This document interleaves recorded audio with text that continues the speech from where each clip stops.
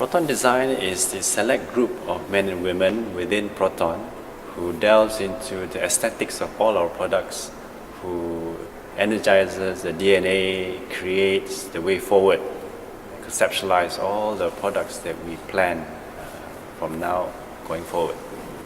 Proton Design is made out of 6 groups. Advanced design, then we have digital design, design and cast, color design, and finally model design. The members of Proton Design come from a very varied background. We have fashion designers, industrial designers, graphic designers, even engineers, mechanical engineers, and at one point we had aeronautical engineer within our team. So this plethora of disciplines actually help us understand what we're doing in a much more in-depth manner. So it's not just aesthetics for aesthetics. It's not just beauty, skin deep, but it is a very structured, well-informed discipline.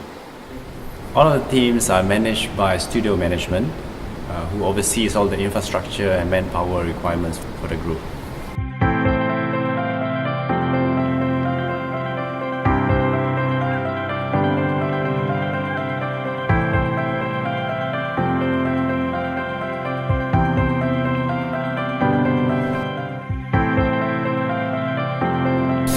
Under Advanced Design, we have 3 main tasks to deliver. In trend forecasting, we do lots of design research and trend analysis. And this is very important because obviously we want to make sure when we launch our car in the next 5 years, in terms of its style, it is exciting, in trend, and if not, better than our competitors. Next is concept studies. Here we are required to do front-loading activities in the form of design exploration and experimentation, focusing on one of the most fundamental elements in car design, which is car proportion. Okay. And our last task is perceived quality and haptic control, or we call it as PQHC. This is an interesting area that will give to the customer that kind of a good feel impression from their visual perspective, and also a positive haptic response from their touch and feel perspective. For design and cast, basically our deliverables is to turn concept into reality. The reality here being the final definition of the design. Okay. In design and cast, we have 4 groups of specialists. One is on the exterior part of it, while the other group, they are looking after the interior. Everything is in the interiors that define the interior would belong to this group. We started off by idea sketches, a lot of idea sketches, again to find the one that can be meeting the product intent or design intent. And we have another group which are responsible on the interface of the car. Interface is about things like meter clusters, all the graphics, the center stacks, with this multimedia kind of thing that basically is all the graphics that concerning equipment inside the car. And the last one is the cast. Again, cast stands for computer aided styling. Most of them are surface engineer. So the job is to define of all this design into 3D surface for manufacturing. Color design or color and trim is about the looks and feel of the car. It enhances the finished product so as to attract buyers to make the final purchase. We have now 7 or 8 designers under color and trim. They covers everything from the exterior color development, the trim or the fabrics, which includes the hair lining, the carpet, the leathers, and also the finishing of the interiors.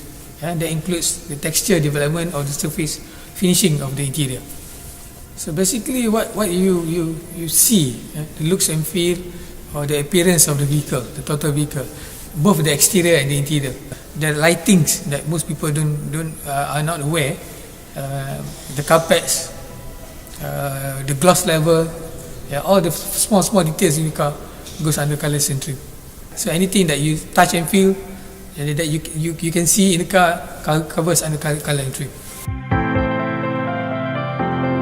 Model making is actually a process untuk you produce design. Sama macam kita buat sketches kalau designer buat sketches. So modelers ni pun dia produce design, but then it's not on paper. It's a 3-dimensional design. So they have to be very sensitive to 3-dimensional punya aesthetic lah. Ada beberapa stages dalam buat model. At the early stage, when we have received the design from the designers, so we produce a scale model. Normally we do a 1/3 scale.